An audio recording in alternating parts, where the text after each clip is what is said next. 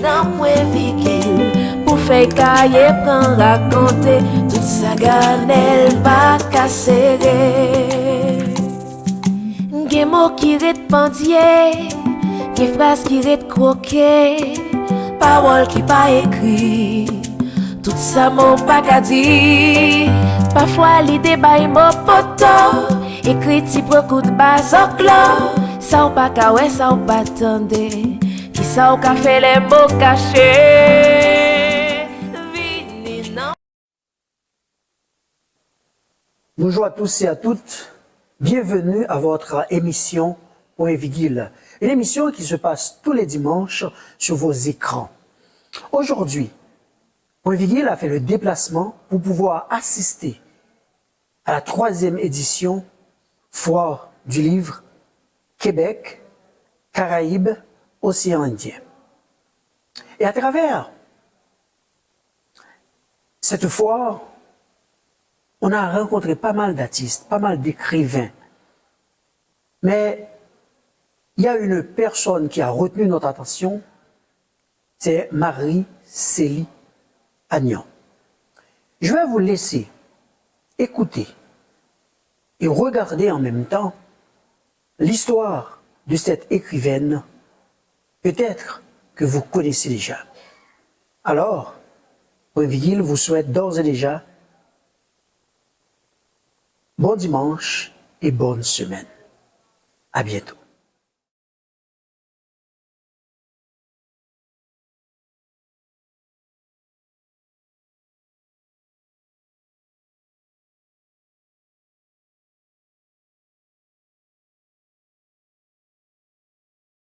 Donc, je dois commencer par dire quelques mots de Marie-Célie Agnan. Elle est née à Port-au-Prince et vit au Canada depuis 1970. C'est une autrice très connue de la scène littéraire francophone. Elle produit une œuvre importante qui est composée de romans, de nouvelles, de recueils de poésie. Elle est polyvalente, elle est conteuse. On voit toute la trace du conte, du récit dans cette œuvre. Elle est traductrice, enseignante, mais aussi c'est une femme engagée. On peut le dire comme ça. Alors, l'œuvre de Marie-Célie Agnan est traduite dans plusieurs langues. Elle nous a même offert cette œuvre en créole aussi, dans une réédition de La Dot de Sarah, un héritage pour Sarah, l'année dernière, traduite en créole par Marie-Célie Agnan. Donc, c'est une œuvre qui est traduite dans plusieurs langues, qui est aussi étudiée dans des départements de littérature francophone ou de langue française dans des universités ici au Canada, aux États-Unis, en France, mais un peu partout à travers le monde. Donc cette œuvre est l'objet de plusieurs travaux universitaires, d'articles, d'ouvrages collectifs, de mémoires, de masters, et aussi elle est bien présente dans pas mal de thèses de doctorat et en littérature française ou en littérature tout court ou en littérature comparée. Donc dans cette œuvre, on retrouve plusieurs grands thèmes. On retrouve la transmission intergénérationnelle, une thématique qui m'interpelle tout particulièrement dans cette œuvre-là. On retrouve aussi la solidarité, il y a le refus du silence. Il y a aussi un ensemble de questionnements qui portent sur la question de la colonialité. La dictature est très présente dans cette œuvre-là. Il y a aussi le désir de justice, là où beaucoup de lecteurs voient de la violence. Il y a une volonté d'habiter le monde et d'avoir des rapports, on va dire, harmonieux avec ses semblables. Donc il y a une volonté active de faire communauté dans cette œuvre-là. Et puis c'est une œuvre qui pose aussi la question du statut, du rôle de la femme dans la société. Donc c'est une œuvre qui pose un ensemble de questionnements qui sont d'une grande actualité. Et c'est donc autour de ces thèmes-là que je vais essayer de mener ce dialogue avec Marie-Célie Agnan. Mais je voudrais commencer tout d'abord, Marie-Célie Agnan, par vous poser cette question. Qu'est-ce qui vous a amené à l'écriture, à la littérature, mais aussi à la littérature jeunesse, Là, c'est une double question. Tout d'abord, qu'est-ce qui vous a amené à l'écriture, à la littérature et ensuite à la littérature jeunesse? Merci Ulysse pour votre présentation. Mais avant, je voudrais bien vous dire bonjour à tout le monde. Merci d'être là, merci pour l'invitation à l'association qui m'invite ici. J'ai eu l'occasion de rencontrer des gens que je n'ai pas vus depuis je ne sais combien d'années. Et je suis contente de vous rencontrer ici. Et puis, d'être là, tout simplement. Alors ta question, c'est qu'est-ce qui m'a amené à l'écriture et ensuite à la littérature jeunesse? Je crois que l'écriture, moi, au départ, lorsque les gens me posaient cette question, je pensais toujours que c'était quelque chose qui était arrivé dans ma vie à l'adolescence. L'adolescence, c'est le moment où on se pose des questions, où on sait plus ou moins écrire, on peut réfléchir sur certaines choses, les mettre sur papier, mais avec le temps, j'ai compris que c'était là depuis très longtemps, depuis sans doute l'âge de 3, 4 ans et peut-être même avant, lorsque les adultes vous lisent des histoires, vous racontent des histoires, vous font répéter des fables, vous font chanter des comptines. C'était là, parce que la musique des mots a quelque chose à voir avec l'écriture. Ce rythme, cette passion des mots, c'est bien avant l'adolescence. Et je me souviens qu'à l'école, au fait, ce qui m'intéressait surtout, c'était l'histoire. Tout ce qui consiste de l'histoire, qu'elle soit. Cet engagement qui était nécessaire quand on regardait le monde à l'époque, et qu'il est encore aujourd'hui. Alors il y a eu une série de... Alors cette personne qui m'avait demandé les textes, je peux bien citer son nom, peut-être qu'il y a des gens ici qui le connaissent, il est aujourd'hui décédé, c'est Jean-Richard Laforêt, qui est lui-même un poète extraordinaire. Et il a pris les textes, il les a... J'ai dû attendre... je lui ai fait attendre 1 an.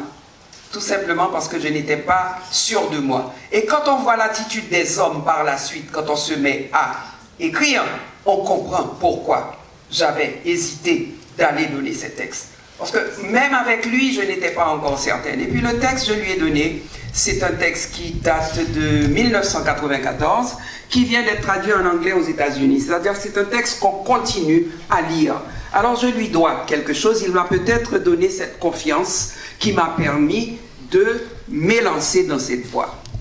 J'ai recueilli pendant quelques années environ une 50aine de témoignages de femmes âgées de notre communauté qui me parlaient bien entendu en créole et qui me contaient leur vie. C'est ce qu'on appelle des récits de vie. À partir de ces récits de vie qui étaient tellement poignants, j'ai pris l'engagement d'écrire un livre, c'est-à-dire d'utiliser ce que ces femmes me confiaient pour écrire un roman sur l'exil et sur la place de ces femmes dans cette société. Et c'est ce qui a donné naissance à La Dot de Sarah. Pas parce que je voulais l'écrire non plus, mais parce que figurez-vous qu'une des chercheurs, les profs, avait décidé d'offrir ce matériau qu'on avait recueilli à un auteur consacré. Parce que moi, je n'avais pas assez de... je ne pensais pas pouvoir écrire ce livre. Et moi, je lui ai dit non. Parce que je n'ai pas envie qu'on fasse... C'est-à-dire qu'on aille se mettre face à un arrogant dans son savoir. Non, je ne veux pas. Mais elle a insisté parce qu'elle ne connaissait pas le milieu et je l'ai accompagnée pour qu'elle n'y aille pas toute seule. Et arrivé chez cette personne, j'ai senti cette morgue. Et en sortant de chez lui, je me suis dit, moi, je vais écrire ce livre. Et c'est comme ça que j'ai utilisé le matériau reçu de ces femmes et que j'ai écrit ce livre qui a été publié en 1995, qui a été lu, relu, sous toutes ses formes dans les universités et qui vient d'être traduit vers l'anglais. Alors ça a été comme une espèce de cheminement, mais aussi de volonté de prendre la parole. parce que si on ne l'apprend pas, personne ne vous la donne. D'accord. Mais alors là, la littérature jeunesse, c'est quelque chose qui est arrivé après. Donc vous êtes allé vers la littérature jeunesse après être entré dans le monde de la poésie et ensuite du roman. Oui. Si je comprends bien le parcours. Et là aussi, c'est un peu un accident. Moi, je n'ai pas un parcours, enfin, le parcours ordinaire des auteurs. Et puis bon, je pense que je suis bien contente parce que après la publication de La Dot de Sarah, je reçois un autre appel d'une éditrice, celle-ci, qui travaille chez Urtubise HMH, qui était responsable de la publication des livres pour enfants, parce que HMH, c'est une grande maison qui publie aussi des livres pour adultes, et qui me dit, Madame Agnan, j'ai lu votre roman, La Dot de Sarah, j'aime cette écriture, pouvez-vous écrire un livre pour les enfants? Et je lui ai dit, je ne sais pas comment on écrit pour les enfants, je ne sais pas comment. Mais elle a beaucoup insisté, je pense qu'elle a passé 2 ans à me téléphoner pour me demander ce livre. À la fin, je me suis dit, la seule manière que ça arrête, c'est qu'il faut écrire le livre. Et c'était le plus grand service qu'elle m'avait rendu parce que c'est un bonheur. J'ai découvert une passion dans l'écriture pour les enfants, mais surtout du fait que à la minute où ces livres pour enfants ont été publiés, ils ont été, comment dire, mis dans des programmes scolaires. Et j'étais invitée un peu partout. Ça fait, je pense que pratiquement 30 ans que je circule dans les écoles, ici et ailleurs. Et c'est la plus belle partie de mon travail. Et alors, quand elle m'a demandé ce livre, sur le coup, je n'ai pas compris l'âge auquel le livre était destiné. Parce qu'un livre pour un enfant de 6 ans, c'est pas le même pour celui qui a 8 ans, qui a 10 ans. Alors, j'ai écrit un livre qui s'appelle Le Noël de Maïté, qui raconte l'histoire d'une petite fille rebelle, en but à ses parents, etc. Mais là aussi, il y a une histoire de transmission, parce qu'il y a une grand-mère qui est présente. Ça, c'est quelque chose qu'on retrouve, enfin, qui revient dans mes textes. La transmission, l'importance des personnes âgées autour des enfants. Et j'ai écrit ce petit livre. Lorsque j'ai remis le livre, elle m'a dit, mais non, c'était pour un enfant de 10 ans. Alors je me suis retrouvée à écrire une autre histoire pour des enfants à partir de 10 ans. Et j'ai écrit ce livre qui s'appelle Alexis d'Haïti et une suite après, Alexis, fils de Raphaël. Tout à fait. Voilà. Alors, et les livres se sont poursuivis. Alors, ce sont certes des livres pour enfants, mais on retrouve un ensemble de thèmes qui sont très importants et qui vont traverser l'ensemble, si je peux dire, de votre œuvre. On parle de l'arrachement à la culture. On peut retrouver dans Alexis, fils de Raphaël, l'arrachement à la culture d'origine, l'arrivée sur une terre d'accueil en Floride, à Key West, le départ vers Montréal où Étienne et attend sa sœur Janine et son neveu Alexis. Donc c'est tout un parcours migratoire qui s'est dessiné dans ce roman-là. Oui, parce que moi je crois que la littérature, les enfants, on peut leur parler de tout, pourvu qu'on sache comment le faire. Le défi avec ce livre, ça a été de savoir comment parler d'une dictature à des enfants, comment leur parler de l'oppression, comment leur parler d'un pays qu'on détruit. Parce que souvent, enfin, il m'est arrivé de croiser des enfants qui ne savent même pas pourquoi ils ont quitté le pays d'origine. Soit que les parents ne savent pas comment leur dire, soit que parfois les parents ont honte aussi de ce pays. Vous voyez, on leur présente le pays d'Haïti souvent, soit que c'est le pays du soleil, le pays où on va manger des mangues, ou je ne sais trop, ou encore c'est le pays de la punition. On vous envoie là lorsque vous n'êtes pas gentil. Alors, c'était pour moi une occasion de pouvoir parler à des enfants. Et Dieu seul sait combien ils sont nombreux, ceux qui ont lu ce livre. Et j'ai rencontré des parents au salon du livre qui me disent, vous ne pouvez pas vous imaginer les questions que ce livre soulève. Alors j'ai écrit Alexis d'Haïti à un moment aussi très particulier où il y avait eu un coup d'État en Haïti. Enfin, le coup d'État le plus sanglant là, à mon avis, contre Aristide en 91, où il y avait eu une avalanche de réfugiés qui quittaient le pays, qui atterrissaient aux États-Unis, et j'avais beaucoup lu là-dessus, et je me suis inspiré aussi de cette époque pour écrire ce livre. Et la personne principale dans ce roman, c'est un garçon qui a 10 ans.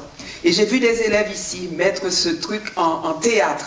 des enfants de toute origine, qui ont compris le livre, qui ont choisi, qui l'ont écrit sous forme théâtrale pour jouer les rôles des grands dons, les rôles des militaires, vous voyez, des miliciens, etc. Et voilà, c'est arrivé comme ça, et voilà, c'est... Et par la suite, j'ai publié Alexis d'Haïti, qui rapporte un peu cet arrachement à la terre, mais je dis souvent que c'est une histoire d'amour. Parce que cet enfant, quand il quitte son pays, on dirait que c'est là qu'il le découvre. Il se lève, il regarde, il y a ses camarades qu'il laisse, il y a sa grand-mère, il y a son chien, c'est-à-dire c'est quelque chose que je voulais de très charnel en quelque sorte, d'ancrer dans cette terre.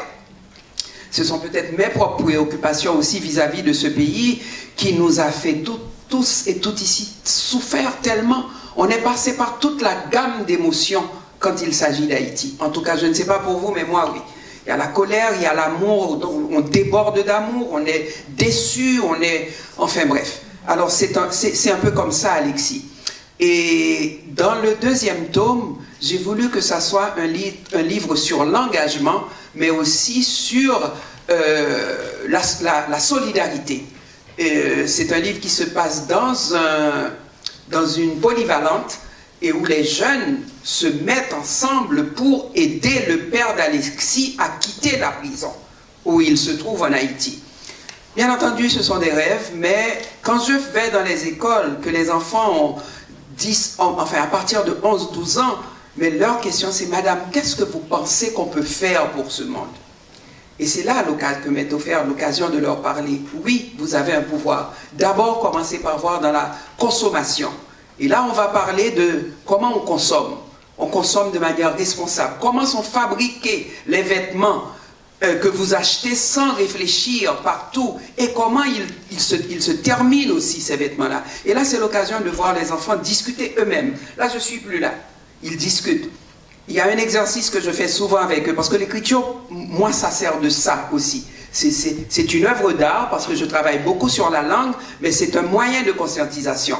Parce que les enfants, tout à coup, se mettent à parler. Après, je leur demande, mais pourquoi, d'après vous, les gens ne peuvent pas rester dans leur pays? Alors là, ils parlent des conditions de travail. Ils parlent du commerce équitable. Et il y a un exercice que je fais quelquefois avec eux. Je leur dis, mais les bananes, est-ce que vous allez au marché avec les parents? Oui, les bananes, combien ça coûte? Maintenant, c'est devenu plus cher, mais il y a un moment où on voyait des bananes à 49 sous la livre, 50 sous la livre, tandis que la pomme se vend 1,50 $ la livre. Et je leur demande, mais comment, d'après vous, la pomme que l'on plante tout près d'ici coûte 3 fois moins cher que la banane qu'il faut mettre dans un bateau pour venir au Canada? Et là, ils discutent entre eux. Ils finissent par trouver la raison. Alors, c'est un peu ça. Cependant, toujours dans le livre d'enfants, de cette expérience, je suis allé vers le conte. Parce qu'à un moment donné, je me suis rendu compte que ces enfants me donnaient énormément. Je sortais de là, mais tellement heureuse de ces rencontres, qu'un jour, je me suis dit, peut-être tu pourrais leur offrir autre chose. Et j'ai dit, pourquoi pas un conte? Et là, voilà que je me mets à compter, que je découvre que je sais compter. Mais quand vous avez passé toute votre enfance à écouter les adultes vous compter, c'est tout à fait normal de le faire, même si vous ne savez pas que vous portez ça en vous. Et de la forme orale, je suis passé à la forme écrite, qui est quand même différente, parce qu'il faut, dans l'écriture, il faut laisser de la place pour l'illustration, pour l'imaginaire de l'enfant aussi, alors que lorsque vous comptez, si vous parlez d'une forêt, il faut pouvoir faire les bruits de la forêt, il faut pouvoir expliquer la forêt. Vous voyez, alors c'est comme ça que je suis arrivé à cette chose merveilleuse qu'est l'écriture pour les enfants et les rencontres avec les enfants surtout. D'accord, alors là, on comprend qu'il y a cette dimension de l'œuvre, de cette œuvre d'art, la littérature, mais aussi qui peut susciter cette prise de conscience, cette conscientisation-là, mais aussi il y a... Vous thématisez la transmission dans votre œuvre, mais c'est une transmission intergénérationnelle. Parce que si on prend la dot de Sarah par exemple, on voit que ça remonte depuis Aïda, je peux pas ça remonte depuis Aïda, ça passe par Clarisse, Mariana, Gisèle et ensuite Sarah. Là on a plusieurs générations, il y a cette perspective-là intergénérationnelle que l'on retrouve aussi dans Femmes au temps de Carnassier, Gertrude, il y a Tante B, il y a Mika, ensuite il y a Félix, Soledad et finalement Junon. On aurait pu aller aussi dans le livre d'Emma pour voir que le personnage Emma remonte depuis Kilima, l'aïeul, Bantou, jusqu'à... Pourquoi cet intérêt-là, non seulement pour la transmission, mais cette transmission qui établit cette forme de généalogie, cette filiation-là, mais qui remonte très loin dans le temps? La première partie de votre question, je pourrais répondre comme ça, que je crois que l'exil, c'est quelque chose qui nous fait perdre... Il y a quelque chose que l'on perd en route. Il y a des gens aujourd'hui qui ont des membres de leur famille qui sont dans tous les pays du monde. Qu'on le veuille ou pas, il y a quelque chose qui se perd. Et j'ai l'impression que pour moi, c'est une manière de retenir. C'est comme un fil qui se tisse et comme un fil que je m'obstine à garder parce que justement, on a été obligé de quitter notre pays. Moi, j'ai vécu de manière très très pénible l'arrachement à Haïti. Je me rappelle... Jeune. Ah oui, je me rappelle dans les premiers temps, je voulais téléphoner constamment en Haïti juste pour entendre les bruits. J'ai vécu très très très mal. Et à partir du moment où j'ai commencé à prendre conscience, une conscience politique, ce qui fait que nous avions été obligés de quitter notre pays, c'était encore pire. La conscience c'est-à-dire le réveil à ce qui se passait dans le monde, l'oppression dont Haïti a été victime, et dont elle est encore victime, les rapports nord-sud, tout ça nourrissait ce désir de retenir en moi ce pays. Et je crois que la question de la transmission, la question d'aller plus loin, de toujours plus loin dans cette transmission, c'est pour ne pas perdre ce fil de ce pays. Et je crois qu'il n'y a pas de culture sans la transmission. Malheureusement, on vit aujourd'hui dans un monde qui, pour moi, efface tout.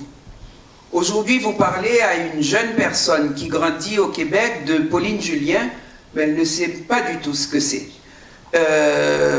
Et il y a tant d'autres exemples encore qu'on peut... Et cette transmission, pour moi, elle est nécessaire. Mais aussi, dans cette transmission-là, vous accordez une grande importance aux personnages féminins. Il me semble que notre temps est compté, est très compté. Nous n'avons pas le chronomètre en main, hein, ce sont les chefs qui ont le chronomètre en main. Alors, je terminerai. D'accord, une dernière question, puis on pourrait lire peut-être un passage d'un de vos romans. Et je voudrais dire un mot sur la dictature, on n'aura pas le temps d'y arriver. Je voudrais dire un mot aussi sur Emma. On me pose beaucoup de questions sur Emma. Je voudrais vous en poser une, mais peut-être qu'on aura... Je ne sais pas si on aura le temps d'arriver à cette question-là. Mais sur le rôle des femmes, cela m'intéresse beaucoup. Vous accordez une grande importance à la place des femmes dans vos textes.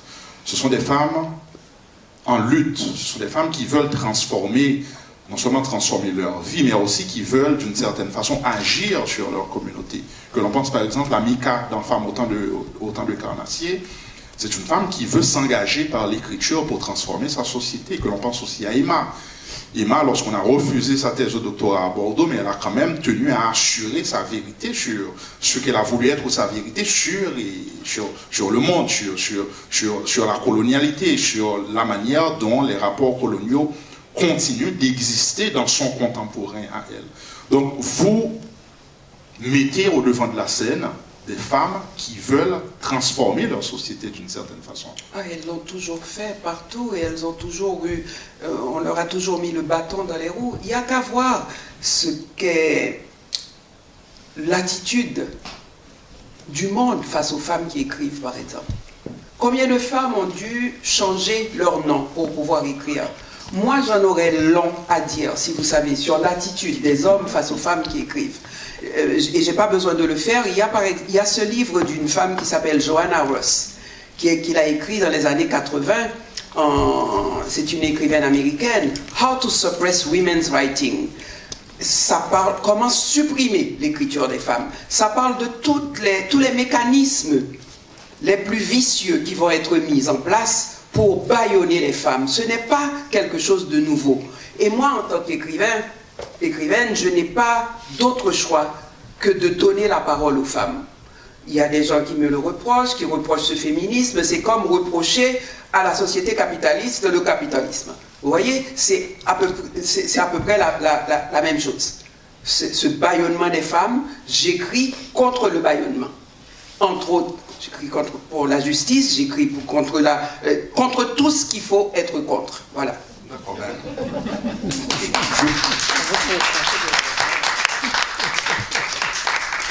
Je m'en voudrais de terminer cette causerie sans lire un extrait de le livre d'Emma.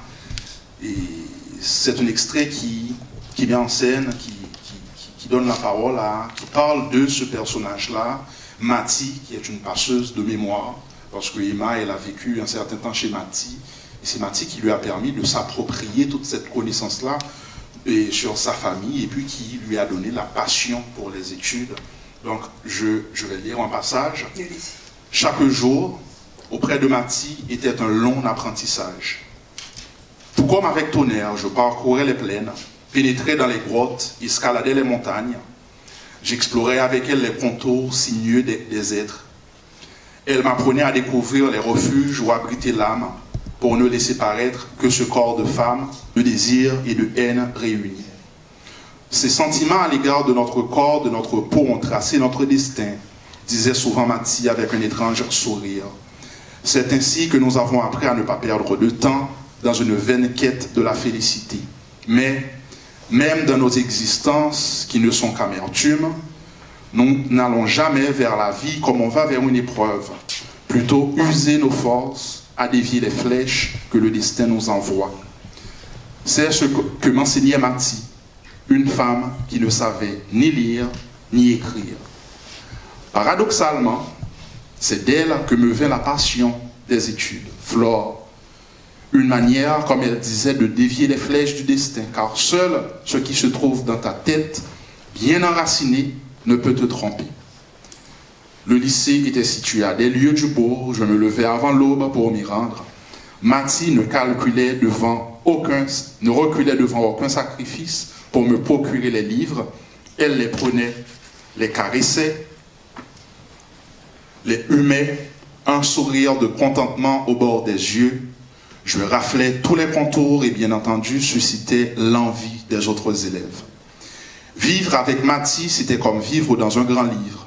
Un livre qu'elle construisait chaque jour, page après page, et dans lequel je découvrais les arabesques et les méandres de l'âme des humains. C'est dans ce livre que je découvrais des vies étonnantes, celle de Béa, la mère de mon grand-père Baptiste, et celle de Rosa, ma grand-mère maternelle. Mati vivait seule. Elle avait toujours vécu seule depuis le départ de Baptiste et de grand-mère Rosa. Elle décrivait Baptiste, le mari de grand-mère, comme un grand nègre, aux yeux doux et à la voix comme une caresse. Il n'avait rien, insistait-elle, de ces fantômes de malheur qui hantent notre île, se promènent de maison en maison pour déposer leurs œufs dans les entrailles des négresses et se sauver le pantalon en bataille. Non, Baptiste ne savait des femmes que ce que sa mère lui avait enseigné. Béa était une négresse à la peau parsemée de taches de roucou. C'était une femme au regard et aux mains toujours en mouvement. Elle renaissait à chaque aube, faisait fi des clés perdues, ouvrait toutes les portes, abordait constamment un nouveau rivage en disant « Faites-moi de la place, me voilà ». Elle ne portait jamais le deuil de ses vies passées car elle savait que rien n'est acquis pour les femmes. Elle avait beaucoup de bras, tant de bras pour labourer tous les chemins, les champs par où elle passait.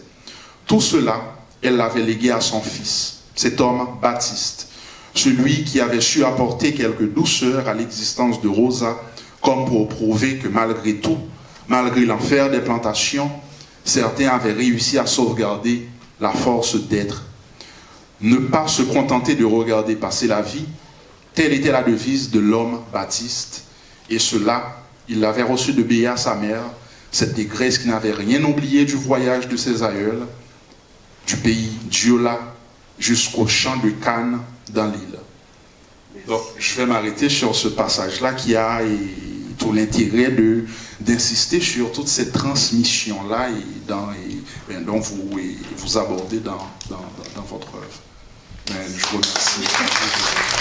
Donc, merci énormément. Alors, vous êtes d'accord avec moi que cette présentation, pour cette présentation, nous aimerions bien dire un grand merci.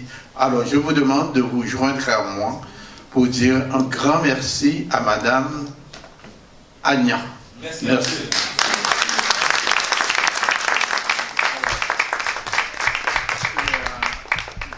Je vais demander à Madame Agnan de lire pour vous. Comité international pour la promotion du créole et l'alphabétisation, Comité international pour promotion créole et alphabétisation KEPCA. Ce certificat d'honneur est décerné à l'autrice Marie-Célie Agnan. Certificat de naissance, c'est pour Atis Plémy. Oh, c'est joli ça. Marie-Célie Agnan pour sa généreuse contribution à la 3e édition de la Foire du livre Québec Caraïbes Océan. Pour bon Jean contribution Libaye dans la 3e édition Foire à livre Québec Caraïbes Océan Indien. Fait à Montréal ce 13 octobre 24, signé par M. Pierre Roland Bain, fondateur du KEPCA. Fête dans Montréal, Jouki, 13 octobre 2024, Turly Clairville, présidente. Merci.